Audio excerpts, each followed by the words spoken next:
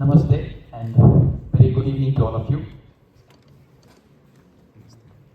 We have been hearing stories from individuals. I present before to you a story not of just individual, a group of individuals who felt that they should do something for the social good. Based out of the Indian ethos of compassion, care, love, and sharing. So I shared the goals and troubles we went through and the success we've been having. And the purpose of my coming here would be that to inspire all of you to not just be entrepreneurs, but I would request, I hope some of you will become social entrepreneurs. That will be my success if I can inspire some of you to be that. Okay. So Akshay Patra Foundation is a story.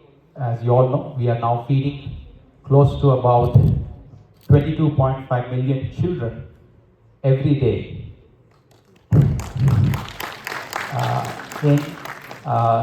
We are present in 16 states of India, 2 union territories. We are also having different kinds of models of kitchens. We are every day this year we'll be feeding 50 crore meals every year. That will be our year on year. So we first started our program year 2000. So I would like to take us back to 72. ISKCON's founder Srila Prabhupada was in a city called Mayapur. It's near Kolkata. So that's when he was sitting in his room, he heard some children shouting, dogs barking. So he just went across his room and saw through the window the children were fighting with dogs to take remnants of the food thrown away. As you know, after a festival, some people throw out those banana leaves. This is 1972. So when he saw it, tears came in his eyes, and he said, "This cannot happen." Immediately, he called all his leaders. At that time, ISKCON was very small, maybe 20-30 centers all over the world. So some leaders were there. He said that you should ensure that no one goes hungry within 10 miles radius of our centers. This is my goal for all of you. So this is 72. He left, Srila Prabhupada left us physically left us in 1977.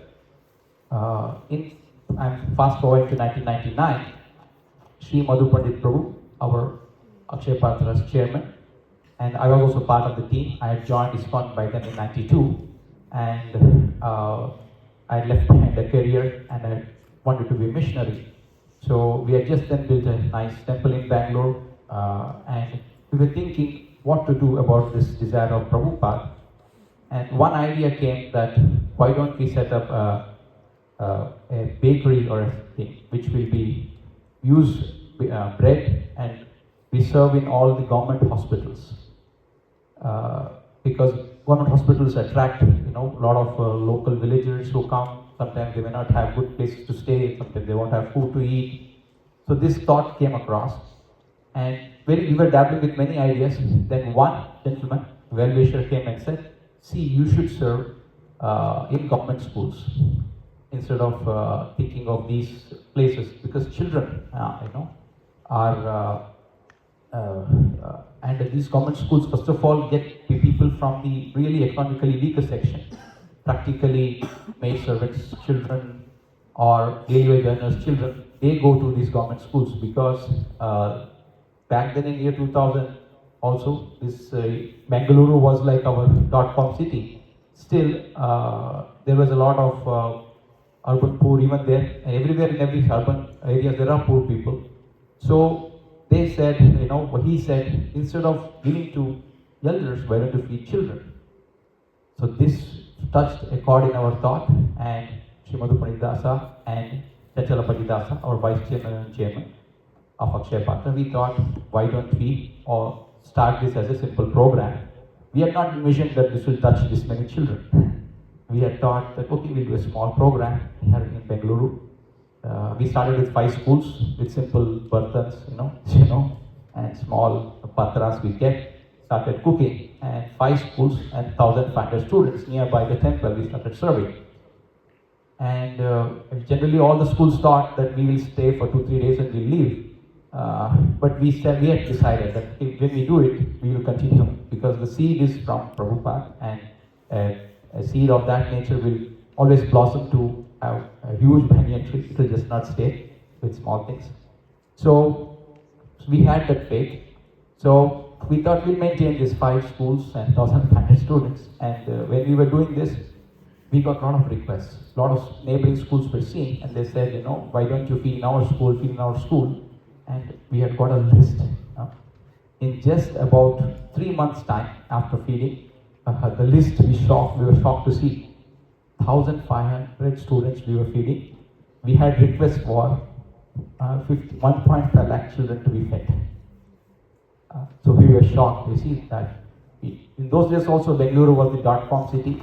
Now it's the Silicon Valley of India. But still there was a lot of buzz, and we thought in urban area we have this hunger. This is actually taking away sucking away the whole energy of the people. There are people who need food, and we were hearing stories also that many of them they have difficulties in their houses. Sometimes they can't cook in the morning, so they don't. This is the first meal they have. So we felt all this we were able to see when we were doing this. Then we realized, yes, this is a program which we should not stop. We should continue.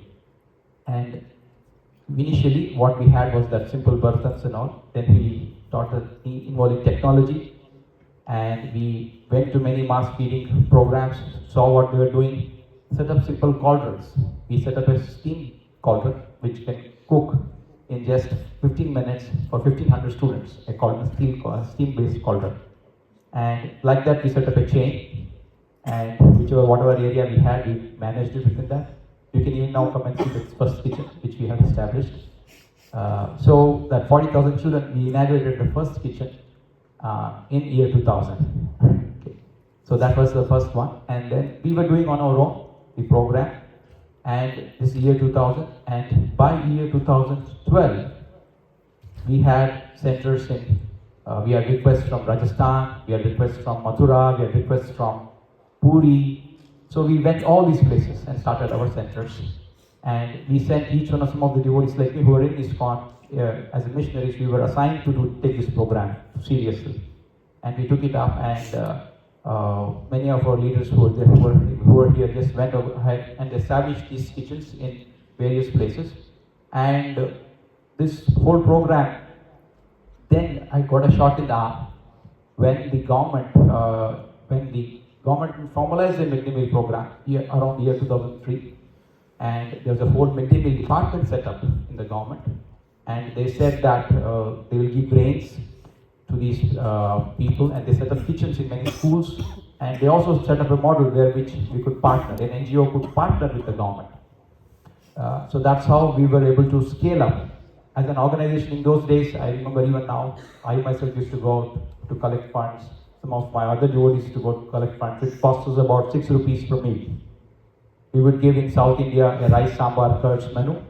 And in North, we just innovated. We innovated with a roti machine, because you see, producing a rot, one is to produce for one child, 2 child, 10 children, but this is 20,000 children, 40,000 children to feed. So it requires a full production line. Okay, so we set up a roti machine. We invented a roti machine based on a simple papad machine was there in Jalandhar. We went to a person there, a fabricator there. We saw that, and then we felt, oh, why not use this technology and adapt to producing rotis. So we first set up a roti machine in Mathura, feeding, which can produce 10,000 rotis per hour. So that was like, see, because also we just wanted to feed people whatever we want. We wanted to feed to the local palate so that children eat happily. They are very well nourished, and they can also study better. That was the whole thought. The thought was, care. Just like your mother won't leave the child hungry, right? So thought was always driving us. The heart was this, and the mind. Oh yes, the heart is one, and the mind. We need intelligence and all this. So what we did was that in around 2006-07, we realized, yes, we cannot run like this kind of a simple institution. So we brought in a professionalism, and already we were involved. We were having basic SSI clearances, all these we were having. We thought of standardizing it. We made ISO certified kitchens. We made, we made proper GMP practices into the system.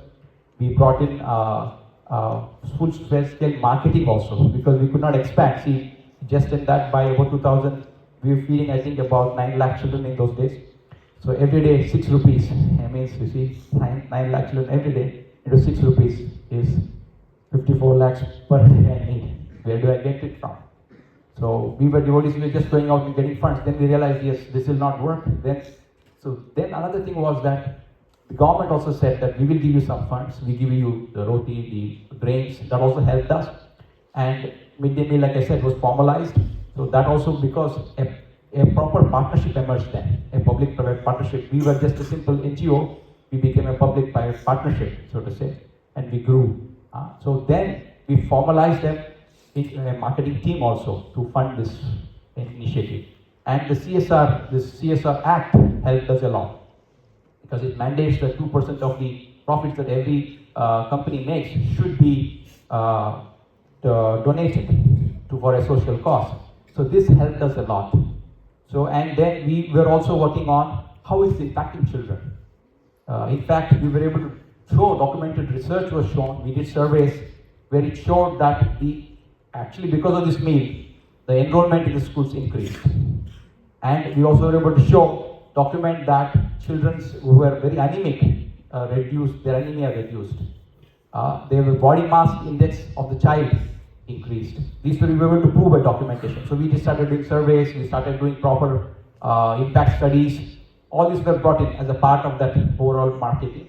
I would not say in a general marketing sense, in a negative connotation, but in a sense of entrepreneurship for the social good.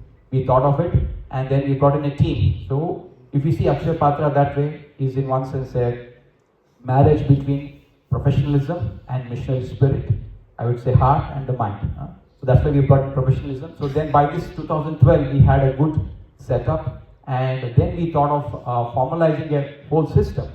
And already we had a board. We had a board in which consisting of missionaries like me, and we had external people. Initially, the former CFO of Infosys, Mr. Mohandas Pai, also was one of our trustees, and we brought in trustees who are not, from the outside world, apart from us, who are executing the whole projects, building kitchens, running kitchens. So day-to-day basis, you see, we have to start cooking in the morning by 4 o'clock or 5 o'clock, and by 9 we should finish cooking for 1 lakh children. So that's a challenge which we had. So we had to bring in quality controls, all these. We had been professionals who were from the food production background. We brought them into our fort, made them in charge of kitchens, told them, this you should do for service with children. So that's how we inspired them. Like Urbanos was mentioning about people, so we care for people. So that way, I would happy to tell you that we have been certified as a great place to work 7 consecutive years. Akshay Patra has been certified as that. So this was one, and from the financial aspect of it, we were always very prudent in our financials. How to save money, because every money saved can feed more children. That was our aspect. So we brought in a lot of financial prudence. If you see in our programs also, practically if anybody gives a donation, 85% of it goes back to the full program. Other 15% is the other overall. So practically it's one of that way most efficiently we are running it. So to document that, we even had proper financial reporting systems we brought in. And I'm happy to tell you, in 2013, we received the ICA Gold Shield Award and we are in the Hall of Fame. And we are the only NGO to be in the Hall of Fame of ICI. So in that same, this one, what happened was that the only other, if you see, is Infosys, which is there, Indian company which is in that. So we are NGO, we are the only ones in that. So we brought in financial transparency, we brought in all this as we went along, and impact reports, all this helped us. So like I said, in cumulative, by 2012, we had served 1 billion meals. And in just the next 4 years, we touched 2 billion meals. And next year, in the next 3 years, we touched 3 billion meals. Now in 2024, we have served 4 billion meals as of now, and we are counting. Like I said, every year we'll 500,000 meals will be serving, and as of now, like I said, we are serving 22.5 million children every day. Our mission is to touch by 2027 30 million children feeding every day. That's our mission. And the vision, what is the vision? No child should be deprived of education because of hunger. So, why am I saying? I would say two things to all of you as students, or just one aspect of it, also another aspect of it, I would say. See, like we were feeding in South India rice sambar curds, so we adopted our whole production to suit North Indian roti. We also adopted for when we went to Puri for dalma. There is also barbati, sangma. They feed right tepla in Gujarat, dal dokli in Gujarat, sukri. All these kinds of items we evolved. We have in our bucket 5,000 recipes at any point of time, which we can, various kinds of sambars, various kinds of these are available, and as per that a system is there where I can cook, full technology is available where I can cook, and all this is, there is no what we call IPO charge, it's free, it's not patented. Anybody can come and learn from us, we'll be happy to share it, because like I said, we are social entrepreneurs, which is meant for social good. The Lord has revealed these wonderful ideas, so we want to be sharing it with people. That is our goal. And I would like to also just conclude my talk on 2-3 things. The impact, like I said, yes, there is the reduction in anemia, reduction, all these are there. Also, we can increase in attendance, reduction in dropout rates. All these are already there, and they are healthier. And I can tell stories how even now, see, this meal it's like a very big enabler. Because in the government schools there is already good facilities, teachers are available, but the meal actually acts as an enabler for them to come. And I can tell one story of one girl, Anisha Digge. She is from Bhubaneswar. She wants to be a beauty parlor. She wants to be a beauty parlor. Okay, she's a small child even now. And so somebody else told her that why don't you become a doctor? So she thought later, she's thinking why not combine both these? So she wants to become a cosmetic surgeon now. So she is getting our needs, okay? And in this, and we also have people like somebody who wants to be a police officer, okay? He's getting our needs. And I can even now document history, actual people. I can tell one girl's name. She is Krishna Chowdhury. She is now in Jaipur. She's a high school teacher in the government school. She was a beneficiary of our meal. So this way, this is not just like I'm saying, it is nourishing the body, mind, and spirit also. That's what it is doing. That's what is our inspiration for continuing going on with us, and we feel very happy, by doing this. We feel just like a mother feels happy. Oh, my child is fed.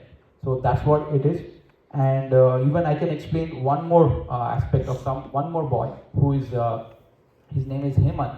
Now he was one of our very first beneficiaries way back in 2003 or 4, I think. So now he has completed his CA, and he has he's working in Deloitte as a in Deloitte, a firm, a very prestigious firm, as you all know.